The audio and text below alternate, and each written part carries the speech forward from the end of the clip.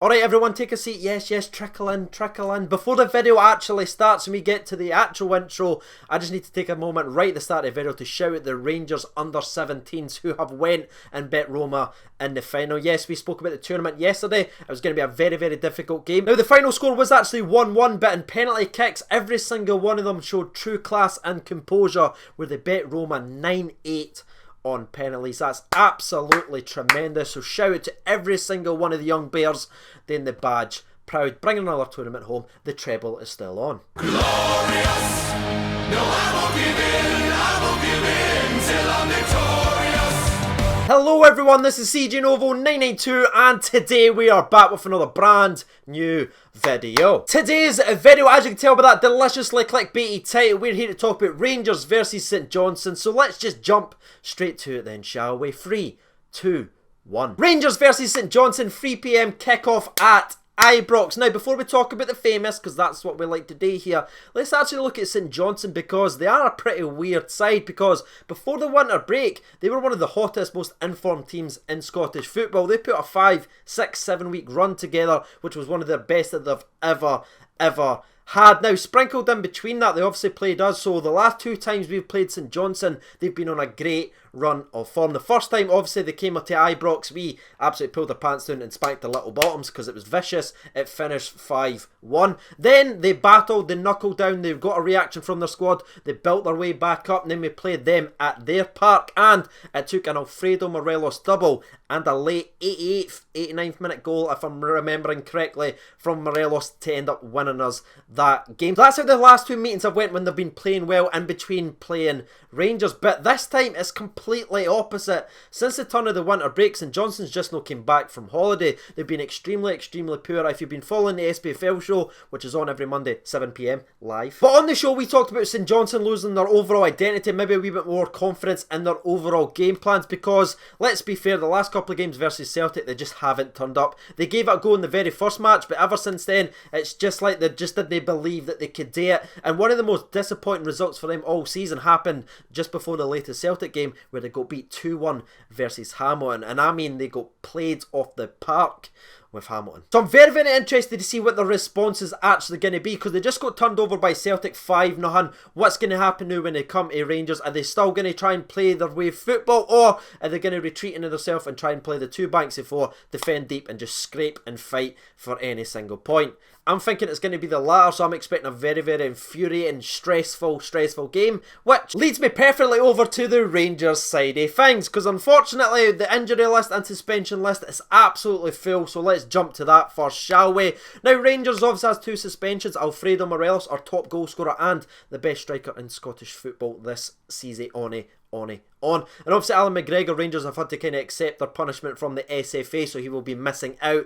That is 2 massive players to actually be missing. However, Steven Gerrard has actually talked up Foningham in his most recent press conference on the Rangers official YouTube channel. If you haven't seen it already, definitely go and do so. Gerrard just handles the media so brilliantly. But he talked about Fod saying he doesn't see him necessarily as a number 2. I think he's actually very blessed in that position, and he actually sees Foningham as another number 1, not a backup goalkeeper. So that one probably won't affect us too badly. I rate Fods. I think he's going to come in and put a performance in. Every single time he's played so far this season, I think he's made a couple of very good saves, so I'm not overly worried about that position. However, on the striker side of things, now that's where it gets sore on the old gonads. Now, if you haven't heard the latest and breaking news coming out of Rangers Football Club, you might be questioning what I just said, saying, what are you worrying about, CJ? We have Jermaine Defoe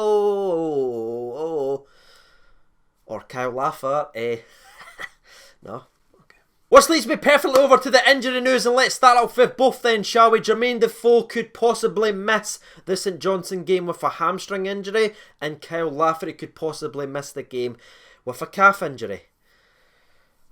Now, what's even weirder is that Steven Gerrard said that both of them are currently sitting at the situation of touch and go and whether or not they'll be able to play tomorrow, but then also said that both players think that their bodies will actually be okay and be able to play through the match. So it's a bit of bad news, but also with a little sprinklet of good news as well, like a bit of hope, so I don't know how to feel about it. Now, if the worst does happen and both players aren't able to play and they aren't able to pull through their current knocks, touch wood, Rangers have actually recalled young Defoe from the under-21s and brought him back to the first team now. And I don't actually know how to explain this, but when Gerrard was actually talking about Defoe, you could see by his smirk and his smile that he rates him and he really thinks he has a good player there. But it did also go on to say that he won't be throwing him in the deep end anytime soon, but he thinks he'll be able to handle a cameo. So if the worst does happen and Lafferty and Defoe aren't able to play, once again, touch wood, Defoe probably won't be starting. I think if we're going to see young Defoe at all versus St Johnstone, we'll probably need to be chasing the game, and it'll be a late 10-15 minute substitution. You know what Gerrard's like with his subs. But that's actually all I know about the striking situation. Hopefully that's clarified some of the things that have been tweeted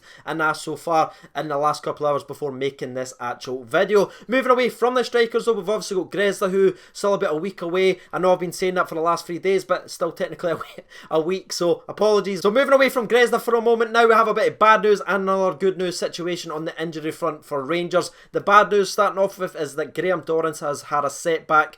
There's been no other details given, but it's not looking good for Graham Dorrans, which is a massive blow because that's his 3rd injury setback so far this season. He was so close to returning, but the man's had another setback. So what's your thoughts and reactions to that? And the last one to end with some good news is that Jamie Murphy is back playing football, kicking balls about, getting amongst training. Now he's still a long way away from being able to play in first team football, but it's just great to see him back kicking some footballs, getting amongst the overall training once again. Now he's still on the original timeline for his injury comeback, so the last 3 or 4 games if possible, that is when we'll see Jamie Murphy back playing for the famous. And the last thing to update on the Rangers side of things is both Glenn Kamara and Matt Polster are taking another step forward and making their Rangers debut. I still don't think it's going to be tomorrow though. I still think that's a little bit too early, but they're progressing very well, training very hard, so you will be seeing them making their debuts very soon. So that is it for the Rangers team news. That's it for the St Johnstone side of things. Now all that's left is for me and thee to get the predictions down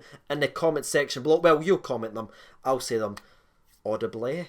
I'm not even going to say none, but you can. I'm disappointed in what just happened. Okay, let's move on. Anyway, predictions time. Rangers, St Johnstone, probably no strike force, but I'm actually still going to be confident. I'm actually going to give you 2 predictions. If Rangers are able to play a striker, whether Jermaine Defoe or Kyle Lafferty, I will go for Rangers 2, St Johnstone 0. Not a big scoreline, which everyone's probably expecting it to be, but I'm pretty much thinking St Johnstone are just going to go back to basics and just hope to get any resemblance of respect out of this game of football, and it's going to be extremely tough to break them down. If Jermaine Defoe is able to play, I'll back him to score, especially at Ibrox, and my second goal scorer will be the man stepping up to create more things for us. That's going to be Mr. Ryan Kent. That is my 2 goal scorers. Now, if Jermaine Defoe and Kyle Lafferty can't play, I believe we're going to have to change our formation a lot, and I'm actually going to go with Rangers 2, St Johnstone now, once again. That's right, ladies and gentlemen, same scoreline, just different goal scorers, okay? And my goal scorers, if I aren't able to play any strikers, will be a Tavernier set piece. It's obviously going to be a penalty. He's going to get back at it. And the last goal will be from a set piece, and I'm going big here,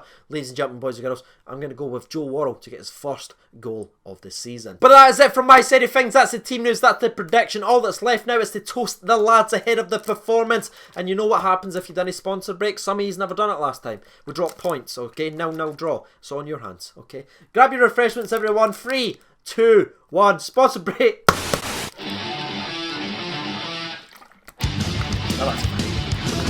That's like piss water. What is that? Sugar-free watermelon.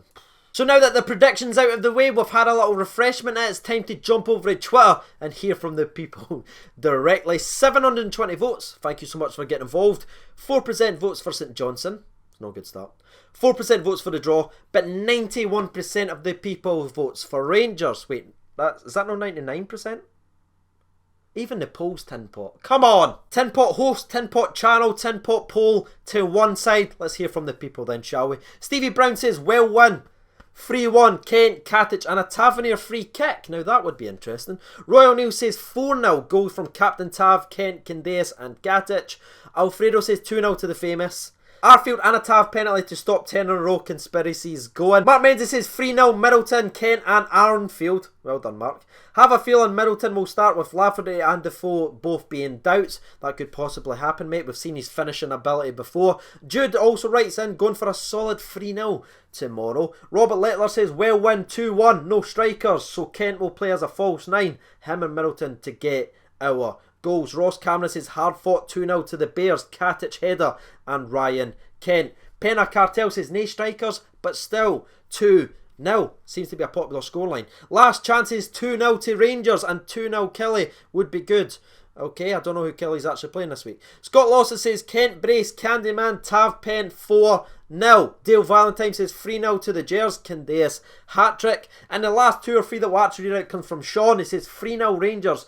Lafferty if he's fit, Ryan Jack and Ryan Kent with the goals. Radical Ranger says, no the new CJ, we're about to beat Roma. Don't worry mate, it's already been in the intro. And to finish up on the video, to make it fair, I will scroll all the way up and down, bing bang, there's your Auntie Jeanette, there she is, what's her name? Kinky Katic, oh damn it, oh god.